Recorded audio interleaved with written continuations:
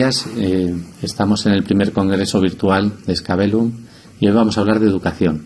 Estamos en una escuela pequeña, modesta, pero muy interesante, y queremos hablar de la educación, qué es lo que ha pasado y qué es lo que podemos hacer para mejorar el sistema educativo de nuestros menores. Vamos a hablar con ellos, que representan un poco a la comunidad escolar, ¿verdad? Uh-huh. Y nada, y nos presentáis. Bueno, pues yo soy Sonia, soy madre de esta escuela, tengo 3 hijos y bueno, acabo de aterrizar y la verdad es que con mucha ilusión, pues por toda la filosofía que hay aquí dentro de respeto y de apertura, que es lo que me ha llegado aquí.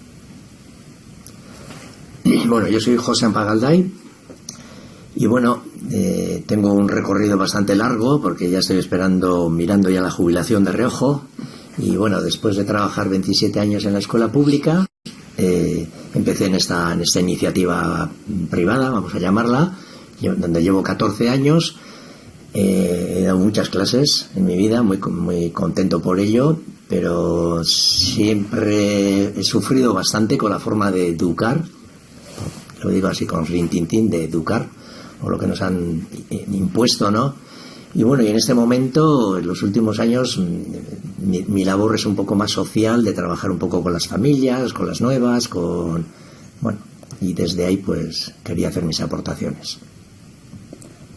Hola, yo soy Ainice, llevo 13 años en esta iniciativa, soy madre también de 3 niños y realmente pues muy sensibilizada con el acompañamiento adecuado del niño, ¿no? Entonces, bueno, estamos en una situación que realmente nos tiene que hacer despertar también pues cuál es nuestra labor, ¿no? Como educadores, como madres, como seres humanos.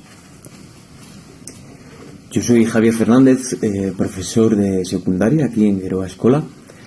Empecé hace 4 años aquí y bueno, por ahora, tal y como se ha planteado toda esta situación, como se ha desencadenado así muy rápido, muy abruptamente, el proceso que se está llevando en las últimas semanas, pues bueno, ya entraremos en ello, pero es de las cosas más bonitas que he vivido ahora en toda esta experiencia de la pandemia, ¿no? Algo que cómo se está llevando en este claustro y cómo se está tratando el tema, ¿no? En su complejidad y desde la base, ¿no? Desde los que estamos implicados, pues no sé, ya entraremos en ello, ¿no? Pero me parece que es el camino y es algo que yo estoy agradeciendo mucho.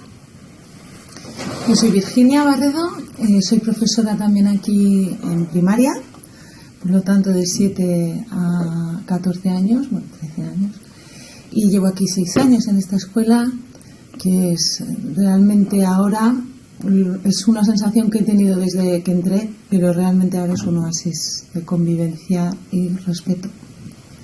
Y precisamente esta situación pues lo ha puesto a prueba y está por comenzar el curso escolar, pero en lo que lleva pues ya hay una buena base para empezar en ese sentido. ¿O más? Hola, yo soy Imanol Larrera Bengoa y soy padre de 3 hijos que han pasado 2 por esta escuela y me queda el pequeño, y elegimos este modelo pues porque buscábamos como pareja pues el tener un modelo en el cual se desarrollase el aspecto de libertad del individuo, y creíamos que es lo que le hace a uno ser más feliz en ese sentido, ¿no? Cuando uno es consciente de las cosas. En este colegio, en esta escuela, yo tengo el rol también de estar en el grupo de resolución de conflictos. Para mí, yo suelo decir que más que para mis hijos ha sido una educación para mí también, porque he aprendido muchísimas cosas aquí. Estoy en un proceso interesante y este último proceso también creo que como crecimiento personal está siendo un tema muy interesante, y estoy realmente sorprendido de la calidad de los padres que tenemos, porque estamos llegando a un nivel de intentar buscar elementos de respeto, y yo no ya de coincidir en ideas, sino de respetar las ideas de cada uno, porque siempre se suele hablar más de llegar a consensos, pues hay veces que no tiene por qué llegarse, pero si hay respeto, a mí me está sirviendo de una auténtica lección magistral. Bien. Pues yo quería hacer primero una pregunta a los padres. ¿Por qué eligen un sistema de enseñanza alternativo, por llamarlo de alguna manera? ¿Y qué ventajas tiene? ¿O qué es lo que buscabais? Bueno, pues yo que acabo de aterrizar del sistema tradicional, en esta situación de pandemia que nos han inculcado, lo que he sentido es que el sistema en el que estábamos me estaba invadiendo mi espacio, mi familia, mis hijos, y no me dejaba maniobrar ni hacer lo que yo quería con ellos, ni sentirme bien en ese espacio. Con lo cual hemos buscado alternativas sobre todo para protegerles de todo lo que les viene, de todas estas medidas que se están tomando contra los niños, y sobre todo dejarles ser ellos mismos, educarles en una capacidad crítica, que es lo que no tenemos ahora mismo, porque estamos en una sociedad en la que la mayoría está acatando las órdenes sin cuestionarse qué es lo que está sucediendo, ¿no? Aún ni todo, con las incongruencias en la información, ¿no? Con todo lo que está sucediendo, y todo eso lo que me ha producido es un malestar a nivel físico y conmigo y con mi pareja, además, los dos, porque no entendíamos lo que estaba sucediendo y cómo íbamos a enviar a nuestros hijos a una situación así. Entonces buscábamos una educación en la que le pudiesen permitir todo eso que no se les está permitiendo ahora mismo, ¿no? Sobre todo para educarles en eso, para que luego ellos en el futuro puedan gestionar todo lo que les va a venir desde todo lo que están aprendiendo, ¿no? Ahora en la escuela. Porque sí que es verdad que parece que a veces escucho, ¿no? Pues igual esto es un trámite que hay que pasar, ¿no? Para que nuestros hijos luego lleguen a ser lo que ellos quieren ser realmente, ¿no? Pues cuando llegan a la universidad, que ya pueden elegir, y nos olvidamos que ese trámite dura muchísimo tiempo y se está construyendo al niño. Entonces no podemos dejar que ese trámite vaya hiriendo o menguando o dejando de ser ese ser tan grande, ¿no? Que son los niños, porque yo creo que es lo que vamos a dejar en esta tierra, ¿no? En este futuro, ¿no? Aparte de que soy educadora infantil y he trabajado con niños muy pequeñitos, y bueno, y vive su vulnerabilidad y su ¿no? Que están en manos de los adultos. Yo creo que me hace ser mucho más sensible a todo lo que está sucediendo ahora mismo, ¿no? en este momento. Bueno, a nosotros, yo hablo por mi mujer y yo, cuando hace 20 años fuimos yo creo casualmente o causalmente, me suele gustar mejor decir, a una conferencia donde pues contaban la pedagogía Waldorf, y los dos salimos con los ojos redondos. Mi mujer estaba de 8 meses, me acuerdo, estaba una tripa interesante ya, y dijimos, ella era maestra en una escuela, en una escuela concertada, y dijimos, esto es lo que queremos para nuestros hijos. O sea, no lo dudamos porque nos llegó hasta adentro. Y realmente entender que, como todo padre, quieres lo mejor para tus hijos, ¿no? Lo que decía esta persona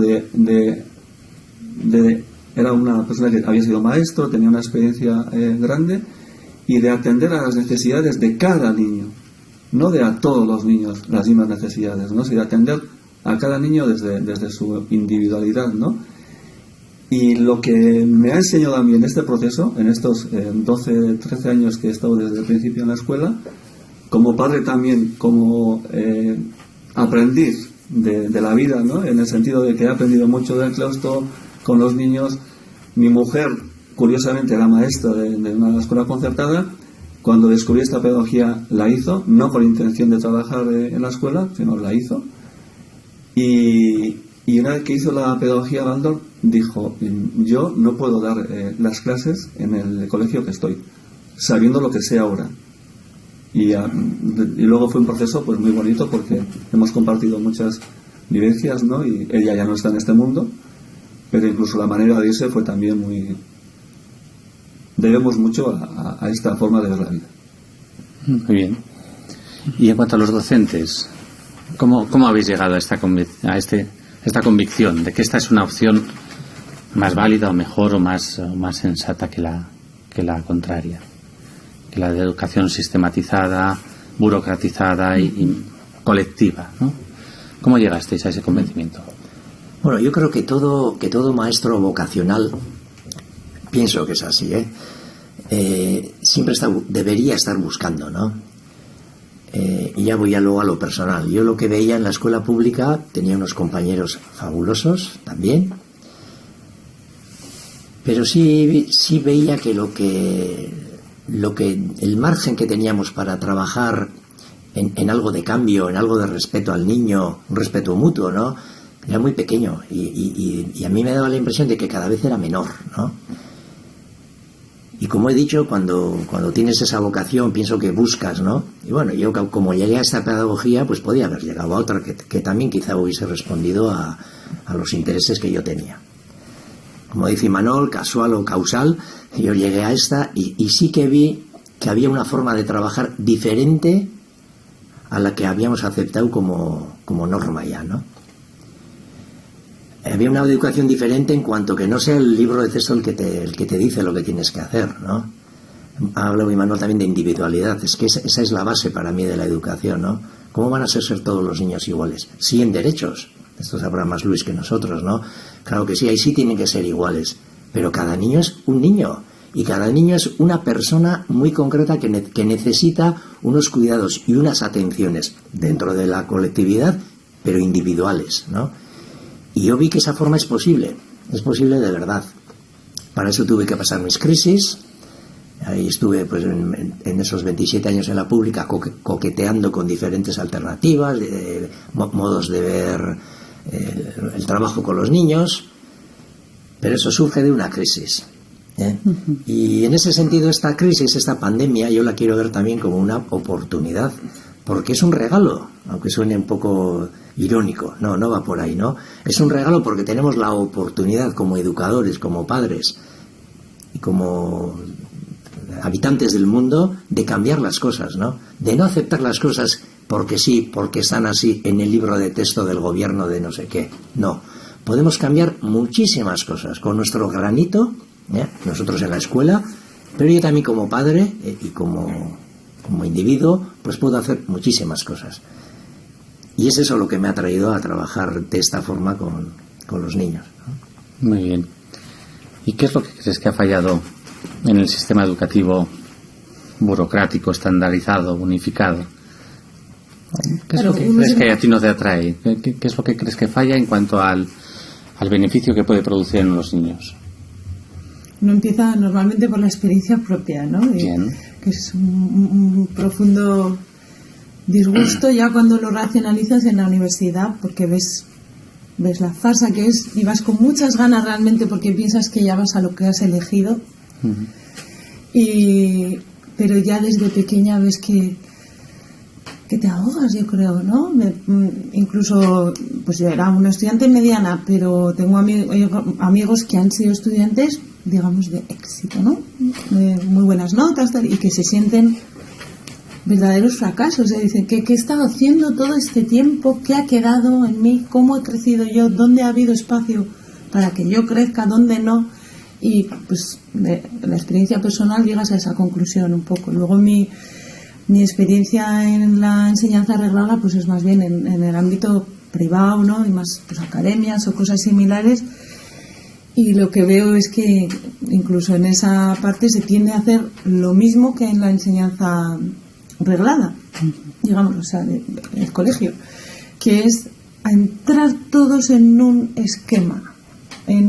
Ya las expectativas son simplemente, pues eso, ya no eran las notas solo como en mi época, pero que el maestro era alguien cercano que tenía un tiempo y un espacio para explicarte si no llegabas. Ahora todo el mundo, maestros, padres y alumnos, están para unas notas, unos títulos, un estándar, no hay espacio para el individuo, ¿no? Y las universidades, ¿qué se puede decir, no? Ya no, bueno, aquí hay igual personas que tienen más experiencia en la universidad que pueden hablar más que yo, pero decepcionante a nivel individual y lo que veo en el resto de personas, no veo que ahí haya podido nadie ir a realizarse, a investigar, a repensar las cosas, a crear cosas nuevas. Un mero trámite, una máquina expendedora de títulos. Es en lo que parece que se ha convertido. Bien, pues la voz de la experiencia. No sé, yo lo que quería decir ¿Qué pasa con la educación? No lo sé muy bien lo que ha pasado, pero bueno, lo que sí que pasa es que tal y como está conformada la educación, yo creo que eso tiene que responder a algo muy básico y muy fundamental, ¿no? El que esté hecha de la manera en que está hecha, porque no solo tenemos la experiencia, los que hemos tenido alguna inquietud por la pedagogía o por enseñar con lo que es luego dar las clases, sino que todo el resto de gente ha pasado también por la educación como de forma pasiva, ¿no? O sea, como recibiéndola, ¿no? Y entonces todos tenemos la experiencia negativa, seguro, de nuestros años escolares, ¿no? Y de las cosas que allí no funcionan. Entonces lo que es sorprendente es que primero que a la mayoría, a todos, seamos profesores o no, se nos ha olvidado eso, ¿no? Se nos ha olvidado lo que no funcionaba, lo que en nuestras carnes padecimos, que evidentemente esto no es así y esto a mí no me gusta. Se nos olvide de repente, y más sorprendente todavía cuando nos ponemos a ejercer la profesión, ¿no? Entonces, bueno, yo creo que en principio ahí tiene que haber como una chispita de deseo de hacer las cosas de otra manera en todo el mundo. O sea, luego cada uno será más sensible o no y acabará donde acaba. Eso dependerá de otros muchos factores, ¿no? Pero también estoy de acuerdo en que precisamente por eso, ¿no? Porque esa experiencia es una experiencia muy profunda y muy simple, no en el sentido de fácil, ¿no? Pero muy fundamental, ¿no? En todos nosotros, esta situación de crisis, ¿no? Yo creo que puede hacer aflorar pues eso que está ahí en todos, ¿no? Y en concreto en las medidas que se han adoptado o que se han propuesto ahora para dar las clases, ¿no? Yo creo que simplemente se consideren viables, ¿no? A nivel general parece que hay poca oposición, pero eso quiere decir como que se considera viable el dar las clases así, ¿no? Eso quiere decir que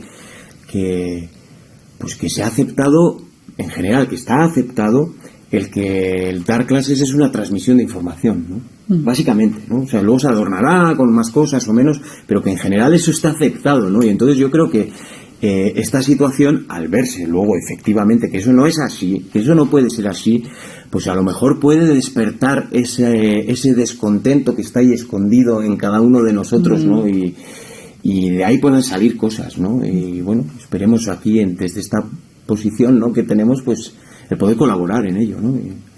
Muy bien.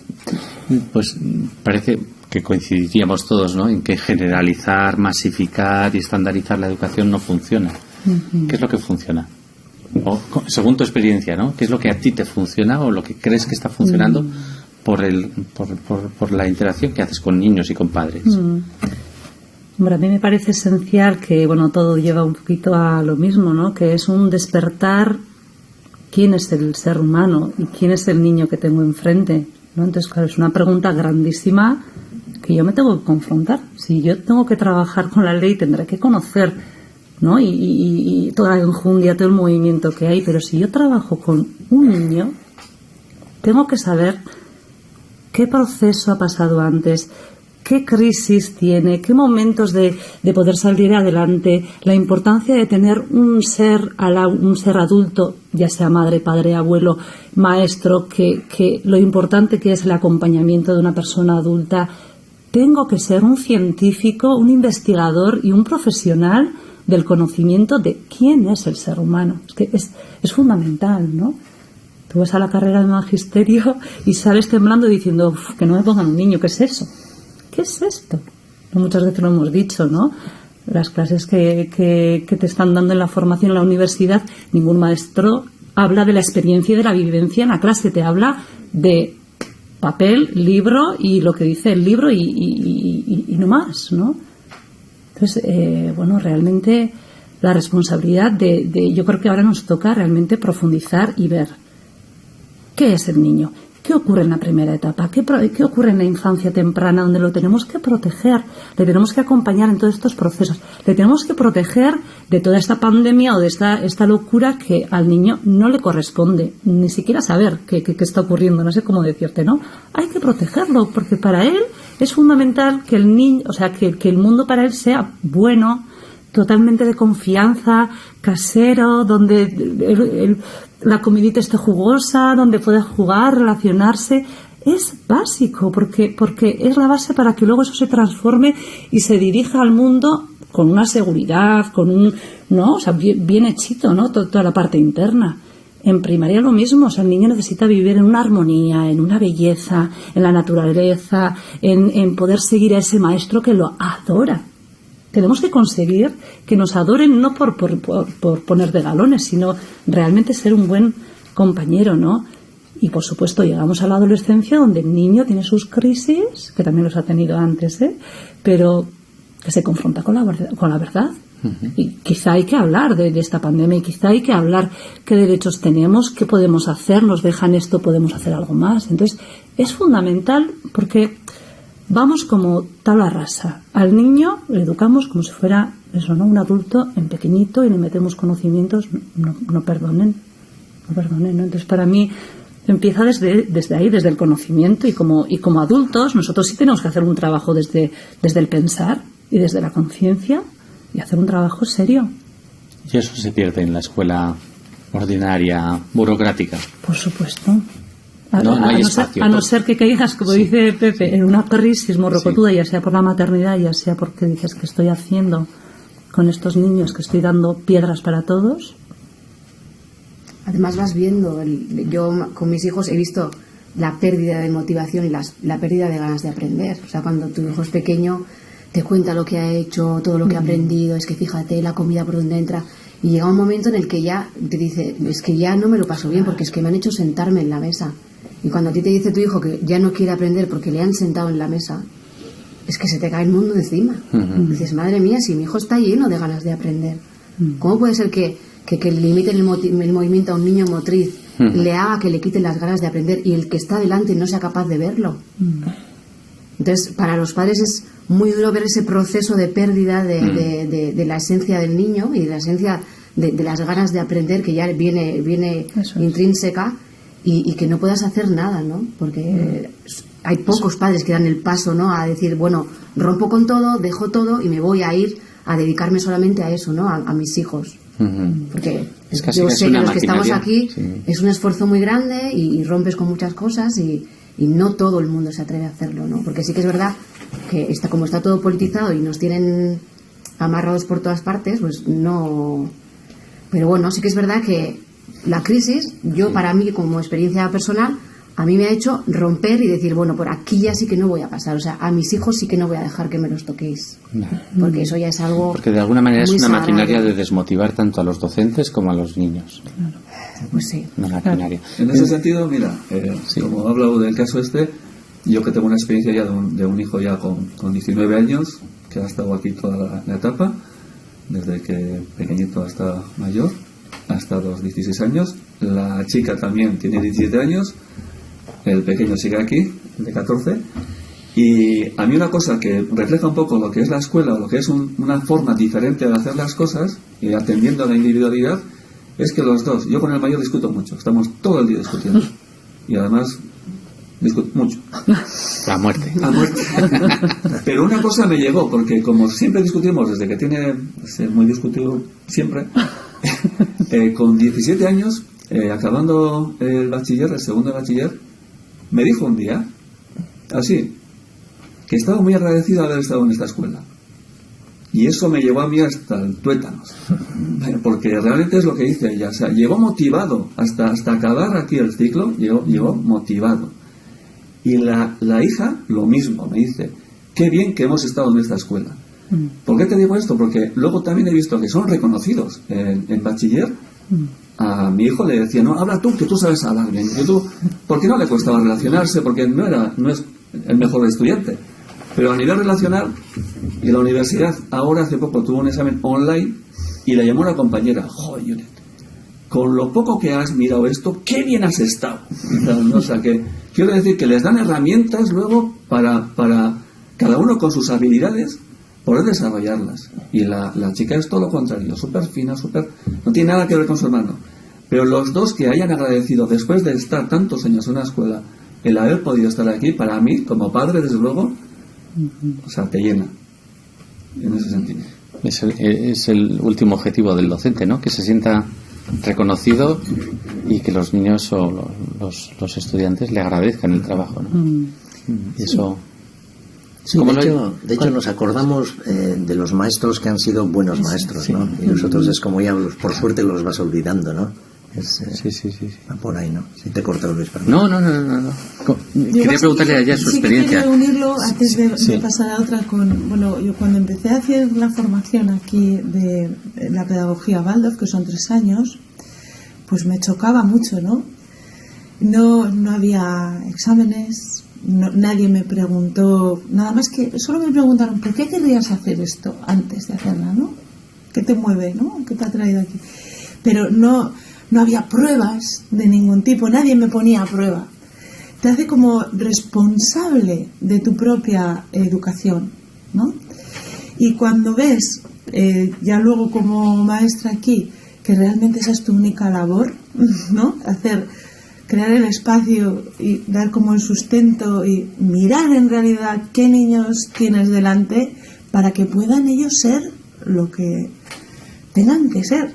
Que tú en realidad no tienes que ponerles a prueba de nada, sino darle las herramientas para que cuando la vida misma les ponga a prueba o ellos decidan probarse en algo, se vean con recursos, ¿no? Y que suena quizá como muy bonito, pero yo aquí en la formación vi que es que era así y me chocó mucho ver que la forma en que nos enseñaban, digamos, a ser maestros en esta escuela era la misma manera en la que se enseña a los niños en esta escuela. Es igual. Entonces tú vas viviendo ese proceso en ti mismo, el que luego ves que es el que se va a seguir en las aulas. Casi, o sea, y fue comparado con eso, con la carrera de magisterio, ¿no? Que uno sale al mundo y dice, yo ni de broma sé dar clases. Pues ya es otro mundo, otra forma que es real. Claro. Pues una pregunta para los dos, así por turnos. Me imagino que recordaréis lo que dijo la ministra Celaá, que lo ha repetido, porque no es una ocurrencia de ella, esto forma parte de la doctrina política, que los niños no son de los padres. Pues quiero que me deis vuestra visión como educadores, no como padres, sino como educadores. ¿Qué opináis? ¿El Estado debe estar por encima de los padres? ¿El Estado debe organizar? ¿Qué opináis de esta ocurrencia? Hombre, la familia es la que vela, ¿no? Por la salud, por la integridad, por el camino, en la medida de lo posible, hasta que el niño le permita decidir de alguna manera, ¿no? Pero me parece que ya esos discursos totalitarios, ya sean de un color o de otro, ¿no? De que sean del Estado, pues están fuera de lugar, ¿no? Y realmente hay una parte que dices, sí, yo soy tu madre, yo soy tu padre, yo soy quien tengo que hacer esta labor, pero es verdad que el niño ha venido a hacer el camino que tiene que hacer, o sea, en ese aspecto no es tu propiedad, ¿no? Pero no en el aspecto que dice Celaá de, ¿no? Esto es una herramienta del Estado. Por Dios, ¿no? Entonces, pues ¿qué te voy a decir? Ya te he dicho, ¿no? Esa es la cuestión. De alguna manera la enseñanza tiene que tener o sopesar, ¿no? ¿Qué es más importante, si la opinión del padre o el protocolo educativo? ¿Cuál es tu opinión? Experto. No, para nada, pero... Bien, no, pero... Bueno, no sé, a mí lo que me llama la atención de ese tipo de declaraciones, ¿no? Es como que hacen colar la cuestión esta del Estado y tal, como si el Estado fuera una comunidad en la que se reúnen ahí la gente y decide las cosas, ¿no? Yo no sé de quién son los niños, pero desde luego a mí lo que respondería es lo que los niños son de la comunidad a la que pertenecen, ¿no? Los padres más cercanos, por supuesto, ¿no? Dentro de esa comunidad, pero que desde luego el Estado no es ninguna comunidad que esté como recogiendo a los niños, sino que simplemente los cuenta como números, como en una guerra, ¿no? Y los manda aquí o allá a morir por determinados intereses o a trabajar en determinadas partes de la industria y que se los está tratando en ese sentido como números. Y en ese sentido, pues estas declaraciones de esta mujer, que no sé quién es, pero parece que son coherentes con lo que es la concepción de la educación que hay, ¿no? Que es la formación de cuadros para determinados intereses y ya está, ¿no? Es casi pura ganadería. Yo creo que sí, vamos, que no es exagerado, exagerado. Bien. Ahora quería hablar de las medidas que toma el gobierno nacional, los regionales, supuestamente para proteger a los niños de una pandemia. ¿Cómo lo lleváis los padres? ¿Qué opinión podéis dar los padres de estas medidas que están tomando? ¿Os las imaginabais? ¿Las sospechabais? ¿Las podéis entender? Bueno, pues yo creo que después de que nos han impuesto la mascarilla, sí me imaginaba que iban a tomar estas medidas. Y yo lo he vivido con muchísima angustia, todas las medidas, porque yo no entiendo la infancia sin que pueda tocarse, sin que pueda abrazarse y sin que pueda ser consolado y acompañado por el profesor. Entonces, si no me van a dar eso, solo me van a dar contenidos, pues para eso pues le pongo un documental y le doy yo los contenidos en casa, ¿no? Que es lo mismo. Claro. Yo entiendo la educación y que ese acompañamiento tiene que estar envuelto de todo eso, ¿no? De ese cariño, de ese amor y de ese bienestar hacia los niños, que es lo que realmente les sostiene. Porque no les sostiene que aprendan matemáticas, les sostiene el bienestar, la salud que viene de ese bienestar emocional. Y luego ya vendremos con lo siguiente, pero si no hay un bienestar emocional, pues las medidas no lo proporcionan, todo lo demás las medidas no van a conseguir que lo que se supone que tiene que conseguir la educación, ¿no? Para eso van al colegio, el aprendizaje y... Claro. De alguna manera las medidas de salud pública que tienden a proteger a los niños tienen que contar con la opinión de los niños, que muchas veces vienen de los padres, ¿no? Por delegación. Vosotros como padres o tú como padre, ¿sientes que el gobierno de Euskadi o el central ha contado con la opinión de los padres? ¿Os ha informado de estas medidas para qué son o qué pretenden, qué sirven? No, en absoluto. Además, yo creo que además está asumido como consecuencia de un tipo de educación que lleva muchos años, está asumido socialmente, creo yo, que el gobierno puede entrar en terrenos que no debe entrar. Entonces, a un mínimo de conciencia y a un mínimo de sentido común, que redundantemente es el común de los sentidos, en este sentido, ¿no? Funciona de una manera que se imponen cosas que tienen que ver directamente con tu salud, llámese confinamiento, llámese mascarilla, llámese lo que sea, pues desde luego no han tenido en cuenta para nosotros. Estamos en un tipo de sistema en el cual se dice que es una democracia representativa, en el sentido de que tú les votas para llevar ciertas cosas y ellos cogen esas cosas y dicen, y además voy a llevar esto otro también, ¿no? O sea que de alguna manera estamos en una dinámica, en una espiral que es muy complejo salir, porque es un sistema, un modelo social o que cuando entiendo yo que en un momento dado, cuando la democracia empezó sus primeros pasos, en el tiempo que le era necesario aquello, pero se ha pervertido el sistema, como que todo lo que no evoluciona termina por morirse, y esto es un sistema muerto en el cual hay un montón, entiendo yo, de gente parasitando el sistema, que viven del sistema muy bien, por cierto. Yo como autónomo he tenido una serie de consecuencias por haber dejado de trabajar unas horas, un tiempo, pérdida de clientes, pérdida, etcétera, etcétera, y no veo que en la administración haya ocurrido eso. Ni siquiera eso que he dicho, a mí me molestó ayer especialmente cuando dijo una persona en una radio que los funcionarios había que reconocer su trabajo porque habían estado en casa y tal, y han estado teletrabajando y tal. Yo hice 2 gestiones y me dijeron, no lo hacemos porque están en teletrabajo, llámale al teletrabajo, llámale. Le llamé, estamos trabajando pero no hacemos gestiones. No he entendido algo. O sea, me dice que tiene teletrabajo, que están trabajando en casa pero no hacen gestiones. ¿Para qué sirven? Entonces yo creo que los servidores públicos no sirven. Si no sirven, en ese sentido, no sé si me he ido un poco igual, cabe aquí de todo. Pero si me lo preguntarás si nos han informado, desde luego que no, porque entienden que no nos tienen que informar. Reciben sus votos, el aborregamiento en el cual estamos todos metidos, y yo primero, y votamos, y carta lista. Yo lo que intento en casa, desde luego, tenemos la suerte, la fortuna de mucha gente que está demandando ahora en las ciudades vivir en pueblos pequeños, en un pueblo pequeño, y yo les he dicho a mis hijos, incluso en el confinamiento, que salgan con cuidado para que no les pillen, y si les pillan, que la multa la voy a pagar gustosamente.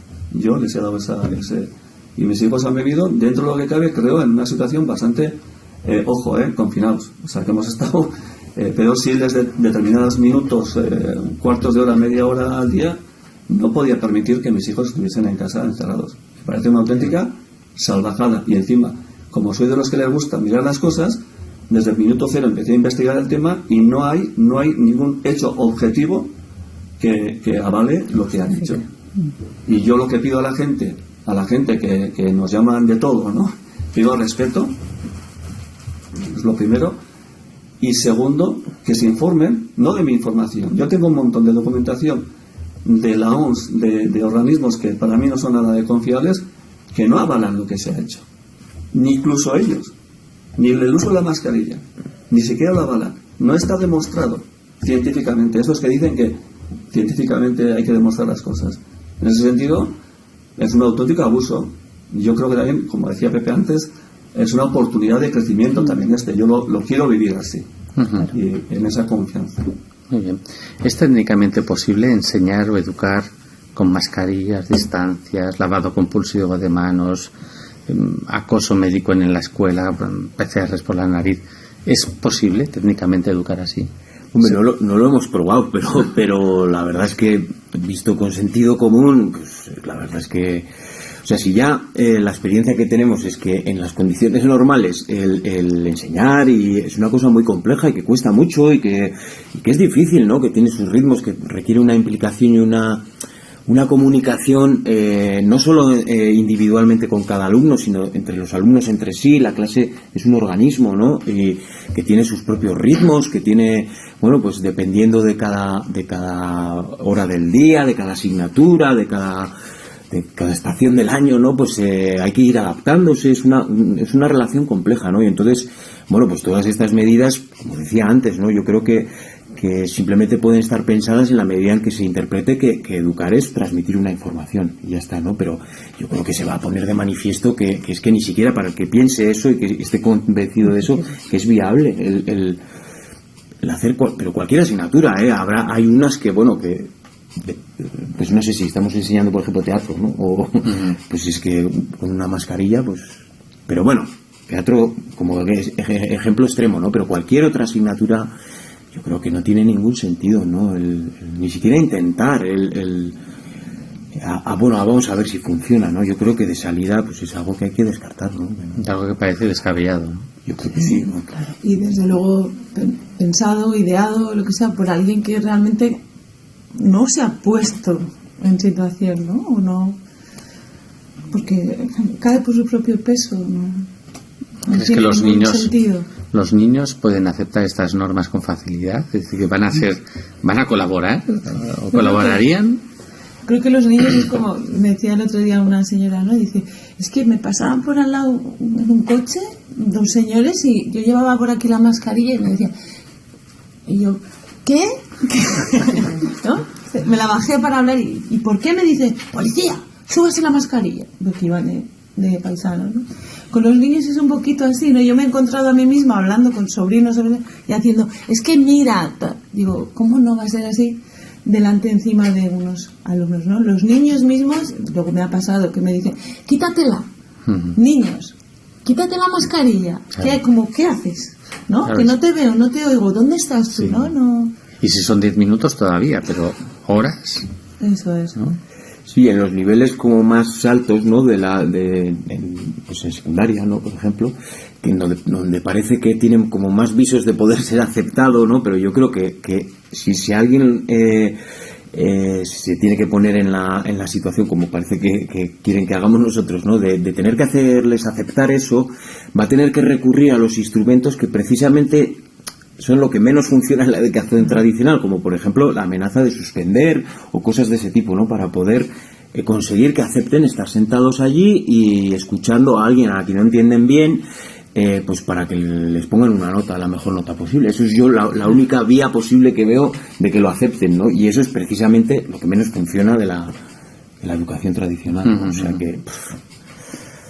Pero es a costa del miedo, ¿no? Sí. O sea, quiere decir, o el niño se revela, o el niño le sale de naturaleza tirarlo al aire, la mascarilla, y ponerse a jugar, o es porque está muy asustado, que no sé qué es peor. Claro, pues no sé qué mundo vamos a crecer así, ¿no? Entonces, claro, yo creo que es una oportunidad, ¿no? Tendremos que entablar un puente y convivir en la diferencia. Realmente esas palabras que nos han vendido desde el gobierno, ¿no? De inclusividad, de diversidad, de tal y cual, que les ha llenado la boca, ¿no? Pues realmente decir, bueno, vamos a hacer una inclusividad y vamos a hacer una empatía y un respeto entre las diferencias y el poder caminar con respeto en lo que tú necesitas y en lo que yo necesito. Y yo quería ir a la parte moral. Hemos hablado un poco de la parte técnica, si es posible o no. ¿Es ético desde el punto de vista del enseñante, del docente, el obligar a los niños a una conducta X desde el punto de vista político impuesta y sin ninguna racionalidad? ¿Cómo veis el aspecto moral de la enseñanza? Mira, yo moralmente incluso creo que no se debería permitir a un maestro estar con mascarilla en clase. Para mí eso es moral. O sea, dicho de otra forma, es inmoral que una persona se presente delante de unos alumnos que, por así decir, de alguna forma, no lo digo en plan despectivo, pero están por debajo de él, o sea, en una forma inhumana, ¿no? Yo lo que estoy viendo ahora, que voy escuchando, ¿no?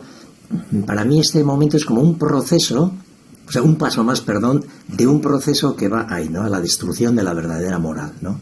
Estamos viviendo ya de hace mucho tiempo, ¿no? Que hasta ahora quizá no nos hemos dado cuenta, pero un proceso de la destrucción de la moral, ¿no? Y sí, nos pueden, como decía antes Imanol, nos pueden llamar esto o lo otro, pero si es tan claro que primero la educación nos han enseñado a no protestar, a tal. ¿Cómo podemos aceptar hoy que no seamos críticos ante esta situación, ¿no? Pero no 20, 40, casi todo el mundo, ¿no? ¿Cómo podemos acercar? La educación ha sido la que nos ha hecho así. No nos han enseñado a ser críticos, nos han enseñado a aceptar, nos han enseñado a tapar la moralidad y la ética y a ser unos instrumentos. ¿Qué viene? Ahora es esto. ¿Cómo va a ser moral? En las películas de vaqueros, el otro día comentaba una compañera, ¿no? ¿Cómo se ponían para atracar un banco? ¿La mascarilla? Ese ves. O sea, para que no te conozcan. Lo inhumano, vamos rompiendo con lo humano, es decir, con la moral. ¿Y cuál es el siguiente paso? Pues está claro, por mucho que suene así, para mí por lo menos, la inteligencia artificial nos quieren llevar ahí a las máquinas y claro, la máquina, esa es la principal dificultad para mí, es que no tiene moral. Y como no tiene moral, nos quieren llevar hacia ahí, pues nos van a ir quitando la moralidad. Todo esto es inmoral. O sea, todo, cada detalle que están haciendo los gobiernos es inmoral. Yo no sé quién va a juzgar esto, ¿no? Pero esto, vamos, no tiene ni pies ni cabeza. Bueno, tiene muchos pies, muchas cabezas, ¿no? Sí. Aunque estén podridas. Aunque es exactamente, ¿no? Sí, o muy bien direccionadas. Sí. Y luego hay muchas pruebas, digamos, morales, ¿no? Esta situación nos pone a todos en muchas pruebas de esas, casi cada día o cada semana, ¿no? De quién soy yo para decirte a ti lo mismo si yo estoy a favor de una cosa o la otra. El otro día tuvimos un debate muy bonito con una charla con una médica y decía eso, que pienses tú lo que pienses de esta situación, pero te pone realmente en esa situación y recogiéndolo de que es una oportunidad para hacer las cosas de otra forma. Pues, ¿quién soy yo para decirte a ti cómo y qué debes hacer? ¿No? Lo hemos visto también durante el confinamiento en los balcones, ¿no? Y esas cosas que decía quien se arroga con el derecho a hacer de policía, a hacer el trabajo de la policía, ¿no? La policía misma, estoy segura de que se han tenido que ver en un montón de bretes y de situaciones que les han hecho plantearse como persona, no ya como policía o como maestro, como abogado, como... Valores. Está la moral. Se puede educar en valores en una situación en la que no existe el valor, ¿no? Donde se cosifica al alumno y al educante. Es que es justo la educación antivalores, esa forma de, ¿no? Con todo prohibido, limitaciones, justo es lo contrario a lo que la escuela debe ser. ¿Y los padres? ¿Cómo entienden los niños, en tu experiencia, claro, no en general, no? Pero ¿cómo entienden tus niños lo que está pasando? ¿Qué margen de diálogo tenéis? ¿Qué margen de comprensión tienen? ¿Y cómo afrontan el inicio escolar? Bueno, nosotros en casa hablamos mucho de... La verdad es que sí que les hacemos... les contamos lo que sentimos, nuestro malestar, nuestra incertidumbre y ellos de alguna manera sí que les hacemos de alguna manera pensar en lo que, bueno, pues en lo que está sucediendo, que ellos de alguna manera lo vivan o lo expresen como ellos lo están viendo también. Y bueno, yo creo que el permitirles, el escucharles, el darles espacio a que puedan expresar, comunicarse, también les libera y les hace, pues de alguna manera, sentirse acompañados y que puedan llevarlo de una manera más tranquila. Claro, yo hablo de la experiencia de que yo los intento acompañarles desde lo que yo conozco y desde el no miedo. Claro, pero imagínate los niños que están acompañados desde el miedo. Claro, que es que no tiene nada que ver. Entonces, o desde esta escuela, ¿no? Donde se les permite ser, donde se les acompaña en su persona, se les mira desde diferentes puntos y se le ve al niño integral. Cuando se les acompaña solamente desde el miedo, es que no me quiero imaginar cómo, ¿no? El miedo de los padres, y claro, que es trasladado totalmente al de los niños. Es que es un horror. Es un horror porque además ellos no entienden lo que sucede, no tienen capacidad de entender lo que está sucediendo. Entonces, claro, ese miedo a algo que no sabes es el peor de los miedos, además. Claro. Quizás por eso la ministra tiene ese concepto de que el Estado es el que protege al niño, ¿no? Sí. El que le cuenta la realidad, ¿no? Sí, sí. ¿Cuál es tu experiencia como padre? ¿Cómo integran ellos esta situación? Bueno, yo en casa, desde luego, ahora estoy solo y desde luego siempre ha sido mi esfuerzo y mi conciencia puesto en que no vivan en el miedo. Eso lo tengo claro, porque el miedo paraliza, el miedo hace no pensar, y yo creo que es algo que está ocurriendo ahora y que está buscado además. Tener a la gente aterrorizada, y una persona aterrorizada pues no piensa, porque estás en el terror, en el miedo. Entonces mi esfuerzo ha sido siempre el hablar en la medida que se pueda hablar con cada uno. Son 3 edades muy diferentes. Uno ya ha salido de la adolescencia, otro está en la plena y el otro está muy interesado por todo. He dejado de comprar los periódicos que me gustaba comprar el fin de semana, pues para, voy a decir un poco un pecadillo, para ver qué piensa el enemigo, porque para mí era ver justo noticias sesgadas, dirigidas, era un poco, y decía, bueno, pues creo que hay que estar informado. Como pareja decidimos no tener televisión porque ya veíamos por dónde iba el tema también, y decidimos que era un estorbo en casa, era digamos un electrodoméstico que no nos hacía falta, y ha sido de las mejores sí, que hemos tenido, ¿no? Y bueno, he intentado siempre hablar con ellos de las cosas, pero cuando hay preguntas, porque también a veces creemos los adultos que sin preguntas podemos moralizar, y no, y yo siempre he intentado, sobre todo con el pequeño, ya los otros dos tienen ya ya tienen su propia dinámica, ¿no? Y yo creo que piensan bien, ¿no? En el sentido de que piensan, no que piensan como yo, sino piensan. Yo con el mayor sigo discutiendo hasta de esto, ¿no? Que creo que decimos cosas parecidas, pero nos tenemos que... Y bueno, con el pequeño sí que veo que necesita respuestas, y pregunta y respuesta, y pregunta y respuesta, porque ve situaciones, y yo he hecho un trabajo interior fuerte también, porque así como yo pido respeto, para mí mi trabajo interior es respetar al que lleva, porque hemos ido en el Vasco Navarro, mi hijo y yo, en bicicleta hasta Estella, que no iba 2 almas en todo el camino, y subía un hombre asfixiado con la mascarilla en la bici y me decía, ¡ay, pero este! Y yo digo, desde luego, decía, pero ¿cómo puede ser tan...? Y decía, no, hay que respetar. O sea, yo luego a la noche dije, no puede ser, no puedo tener yo esa percepción interior de que no, él está en su libertad y él la ejerce, ¿no? Pero igual pido para mí, en ese sentido. Y mi esfuerzo ha sido al pequeño el ir a ese camino también, a decir, respeto. Me preguntaba, ahí está, ¿y el lunes cómo empezamos? Porque él está, que no quiere mascarilla. Y yo le digo, tú tranquilo, Kepa, tú vas a ir sin mascarilla. Pero si tú tienes compañeros que van con mascarilla, hay que respetarles. Porque igual que tú piensas que no es bueno para ti, el otro puede pensar, o su familia puede que es bueno. Entonces tenemos que buscar puntos de encuentro. Ya tenéis unos buenos maestros que os van a decir las cosas para que no, porque tienen mucha inquietud, no saben cómo va a ser, cómo van a llegar, si va a pasar no sé qué, si no va a pasar. Y en ese sentido yo le intento transmitir tranquilidad, y tranquilidad es a veces no sacar el tema demasiado, no buscar. Eso sí, pregunta, respuesta. Y es un poco... Pues vamos a ir al baúl de los deseos, ¿no? ¿Qué deseos podíais plantear al gobierno, sea del partido que sea, que parece que todos coinciden en lo mismo, ¿no? En el mismo esquema educativo? Pero ¿qué deseo le podíais plantear? Uno solo, un deseo. ¿Qué hacer con la educación? ¿Y qué vecino de eso? Que se vayan. Ese no vale. ¿No? Ese vale, ese es bueno. Ese es de 10. Sí, yo le pediría que, bueno, pues así como cuando yo necesito un especialista en la salud voy al médico, pues que la política no decida por la educación. Que en este país los pedagogos también valemos. Que cuenten con expertos. Que cuenten con expertos. deseo. Pues es un imposible, ¿no? Que no se tomen las medidas que se tengan que tomar o que se consideren que se tienen que tomar, pues eso desde arriba hacia abajo, ¿no? Sino que se tenga en cuenta, pues desde los grupos de abajo que van surgiendo, que se van planteando las cosas, pues que se escuche a eso, ¿no? Y que se intente, pues, reaccionar en base a eso, ¿no? Eso es un poco lo que yo creo que se les podría decir. Pues no lo sé, pero sí, que mire a los niños. Que mire a los niños. Uh-huh.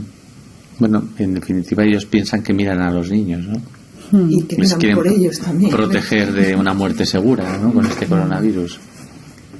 Sí, bueno, yo pediría que las decisiones que se tomen, aparte de que se tomen en cuenta todas las opiniones, que creo que hay muchas opiniones que no están saliendo y que son súper interesantes, y que yo creo que es gente con mucha preparación y con mucha coherencia, que se mire de una forma humana, que las medidas sean humanas sobre todo, que no somos animales con los que puedes tomar algo por encima de lo humano y de la sensibilidad, de la emoción. Es que no sé, es algo muy básico que se... Uh-huh. Llevamos 15 días escuchando mensajes de amenaza por parte de las administraciones, incluso ahora ha intervenido la Fiscalía General del Estado, amenazando a los padres que incurran en absentismo escolar con sus hijos, ¿no? ¿Qué opinión? ¿Cómo puede un padre asumir ese comportamiento del gobierno? ¿Qué es lo que está pasando? Bueno, yo creo que uno tiene que actuar según su conciencia, ¿verdad? Y en ese sentido yo soy de los que piensa que yo asumiré las consecuencias de mis actos, ¿no? Así como ellos tendrán que asumir las consecuencias de sus actos. Porque esto no es gratis para nadie. Uno puede creer en el karma, no puede creer. Eso es igual. Pero que las cosas ocurren, lo vamos a ver todos. Cada uno en tiempos diferentes, posiblemente. Pero yo apelaría un poco también a la pregunta de antes, estos que deciden estas cosas, que se hagan preguntas ellos. Porque yo creo que hay gente quiero entender que hay gente de buena voluntad que toma esas decisiones por pura mecánica. Yo la tengo más larga. Así hablando mal, ¿no? Tú dices aquí, yo voy más allá, porque está pasando en el ámbito laboral también. Yo trabajo en una cooperativa y veo que están tomando decisiones las direcciones, hacen comités, ¿sí? Y cada vez como más exigentes, más intransigentes, y creo que se está creando una pirámide cada vez más alta, donde cada uno se cree en el derecho de decir al siguiente cómo tiene que comportarse. Yo apelo a estas personas y a los políticos que deciden estas cosas que se hagan preguntas a ellos mismos. ¿Qué daños colaterales puede traer todo esto? En otros ámbitos. Psicológico, de desarrollo del habla, de desarrollo mil cosas, de falta de un montón de aspectos que son buenos para el desarrollo bueno de los humanos. Que en ese sentido que se hagan preguntas, que no funcionen de una manera mecánica de que si estoy aquí yo voy a dar un paso más, y porque estamos en esa escalada, yo creo, y creo que es gente que no se pregunta las cosas en muchos casos, porque yo no me puedo creer que haya tanta gente, tantos políticos, y ya me da igual que sean de izquierdas, derechas, funcionan igual todos, sindicatos, todos están en la misma película, que se pregunten qué es la salud y qué es el ser humano. ¿Y qué sentido tiene su vida en este planeta? Esas tres preguntas, una semana. Y por ejemplo, vosotros como comunidad educativa, ¿cómo habéis afrontado este escenario? Porque no deja de ser casi como un teatro. ¿Qué habéis hecho? ¿Cómo estáis planteando la vuelta al colegio? Bueno, nosotros primero, es verdad que no me gustaría apelar a la escuela porque yo creo que es interesante que sea más general, ¿no? Pero bueno, por las características de la forma de trabajo de nuestra escuela, desde un principio hay un trabajo humano, ¿no? Hay un trabajo de primero ver al niño, que es lo que en la anterior pregunta podríamos decir, ¿no? ¿Qué les pediríamos? Que miren de verdad las necesidades del niño, no lo que ellos creen. Y si no saben, que pregunten, ¿no? Que pregunten. Bien, nosotros como hemos partido desde esa necesidad, a ver que me sale en euskera, o sea, estamos obligados a mirar cuáles son esas necesidades de los niños y responder a esas necesidades. Entonces, partiendo desde ahí, hemos hecho un trabajo humano, pedagógico, moral, ético. Bueno, yo creo que sí, son palabras muy así también, ¿no? Y desde ahí hemos visto qué es lo que nosotros debemos hacer. No que nos quieren imponer, sino qué queremos hacer. Lo que hemos hecho entonces ha sido comunicar a las familias, a la comunidad educativa, nuestro punto de vista de las necesidades de los niños. Ha sido como un pequeño apunte para que también las familias puedan ir desarrollando eso, ¿no? Que vayan entendiendo cosas, porque claro, a veces nos pasa, nosotros lo tenemos claro, pero no lo hemos comunicado y queremos que un desarrollo que hemos hecho durante un mes, en una nota, lo entiendan las familias, ¿no? A veces nos pasa sin querer, ¿no? Entonces, que haya esa reflexión. Entonces, enviamos eso a las familias hace ya un tiempo. ¿Cómo vemos nosotros? ¿Cómo tiene que ser la educación? ¿Cómo tiene que ser las relaciones, lo humano, todo esto? Y después, como veíamos ya lo que venía, pues lo que hemos hecho ha sido, pues bueno, ver qué trabajo legal, jurídico, podemos y debemos, con mayúsculas, hacer. Y es cuando entramos en contacto pues con Luis, con Scabellum, porque nosotros no nos queremos quedar sentados, no sabemos qué tenemos que hacer, no somos capaces de ir nosotros solos, ¿no? Que también es bueno necesitar de otras personas, ¿no? Y entonces lo que estamos en este momento es buscar, dentro de la legalidad posible, el poder seguir la escuela de verdad, también con mayúscula, lo más normal posible. Y ahí hay herramientas, ahí está el consejo escolar, ahí están las familias, y estamos pues en este proceso, ¿no? Y lo que queremos es que los niños vengan lo más normal y natural posible.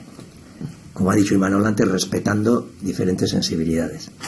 ¿Y cómo están reaccionando las familias? ¿Cómo colaboran? ¿Cómo participan? Yo estoy en ese sentido, como he estado en las reuniones de familias, hay un grupo de familias que ha promovido unos encuentros y estoy alucinado, porque creo que la sociedad debíamos mirar a ese tipo de... Me encantó cómo empezó el padre que empezó en la primera reunión, pidiendo respeto. No era un sitio para decir opiniones, sino era para buscar cómo podemos afrontar el comienzo del curso con respeto y atendiendo a las necesidades de cada familia. Y se creó un clima, yo creo que la introducción que hizo, se creó un clima para mí fabuloso. Para mí estas semanas han sido de un aprendizaje en ese sentido, de la capacidad que tiene el ser humano de poder hacer otras cosas y hacerlas bien, ¿no? No estamos abocados a esto, podemos hacer otras cosas. Y realmente yo la experiencia que tengo ha sido en ese sentido, muy, muy, muy, y lo comenté a un maestro, le dije, tenemos unos padres, de 10. Vosotros como tutores, ¿cuál es la experiencia que estáis teniendo con los padres? ¿Cómo lo están llevando? ¿Cómo lo soy tutora, entonces bueno, mejor igual. Docente. Pues yo lo poco así que he pulsado de todo. De todo. Pero un gran alivio, porque todos estaban quizá con una incertidumbre, ¿no?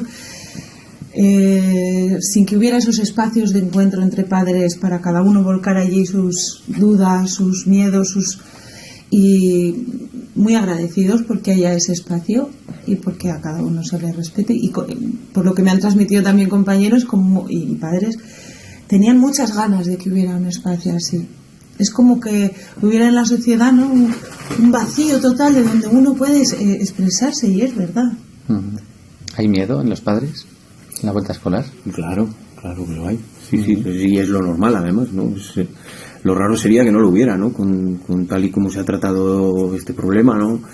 Desde el comienzo, pues lo normal es el miedo. Y yo creo que esta forma de acercarse, ¿no?, de hacer las cosas poco a poco y bueno, y preguntando y escuchando, y pues es que precisamente es casi la única vía de hacer frente a ese miedo, ¿no? Porque el principal problema es el miedo, claro.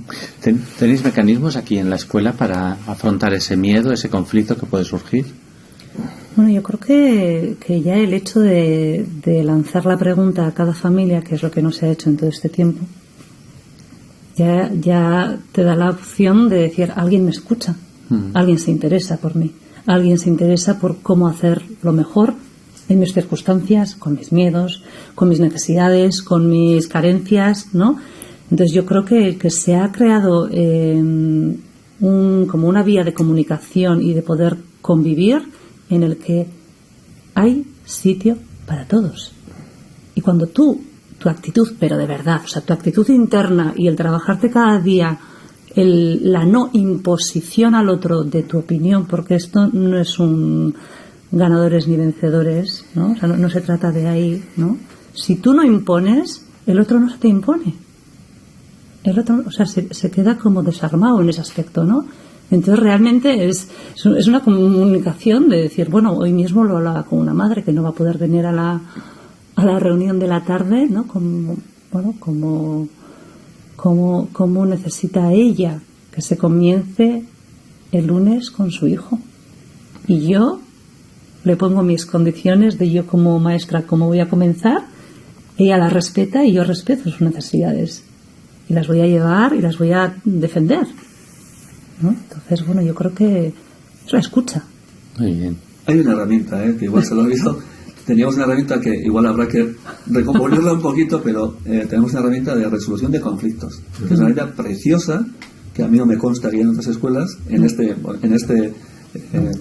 contexto, ¿no? De que es que estamos dos padres y dos maestros. Entonces, cualquier conflicto que tenga un padre puede acudir. Primero se le pide que acuda al tutor, y si el tutor pues hay un conflicto que ve que el tutor no puede ser de su ayuda, pues tiene o un padre de su confianza. En cada ciclo estamos divididos, estoy en secundaria, hay otro que está en primaria, o a un maestro que no es el tutor de su hijo.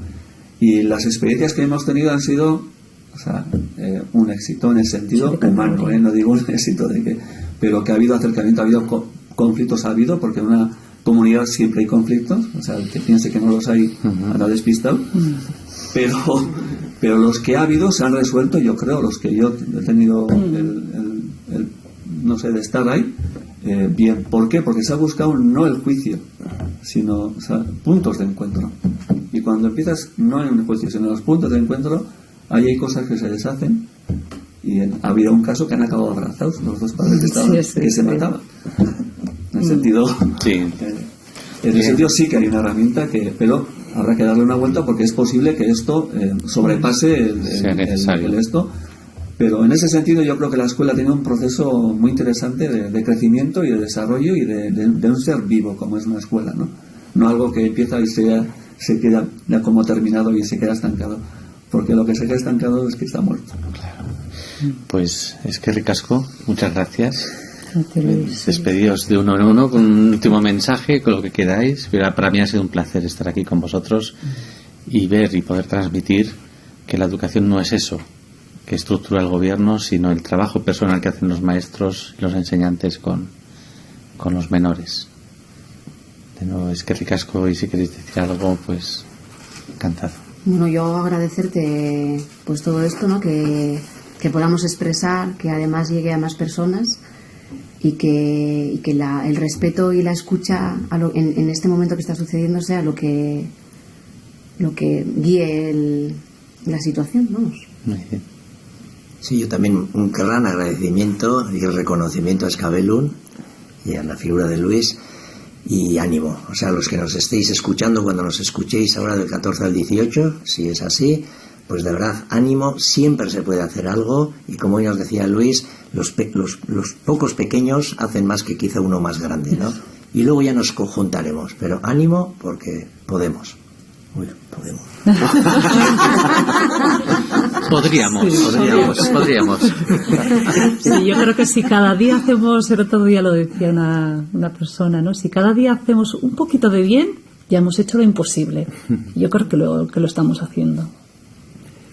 Sí, pues muchas gracias también por crear estos espacios, ¿no? Y nos deseo a todos pues que tengamos el valor de, al menos eso, a veces y poquito a poco, tomar estos problemas como oportunidades, ¿no? En la medida de lo posible. Lo mismo, gracias.